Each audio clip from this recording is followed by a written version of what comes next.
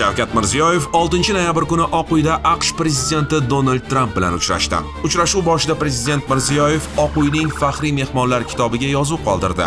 So'ngra yetakchilar oval xonada muzokaralar o'tkazdilar. Tomonlar global va mintaqaviy ahamiyatga ega dolzarb masalalar, xususan C5+1 formatidagi hamkorlikni chuqurlashtirish bo'yicha fikr almashdilar. Prezident Mirziyoyev Donald Trampni ichki va tashqi siyosatdagi yutuqlari bilan tabriklab, uning xalqaro va mintaqaviy nizolarni tinch yo'l bilan hal etishdagi shaxsiy sa'y-harakatlarini yuqori baholadi. Tramp esa O'zbekiston rahbarining AQSh hukumat va moliya institutlari, yirik kompaniyalar loyihalari bilan olib borayotgan samarali muzokaralarini olqishladi. Yetakchilar qo'shma loyihalarni ilgari surish va institutsional hamkorlik mexanizmlarini takomillashtirish muhimligini ta'kidladilar. Uchrashuv yakunida prezident Mirziyoyev Donald Trampni o'zi uchun qulay vaqtda O'zbekistonga rasmiy tashrif bilan kelishga taklif etdi.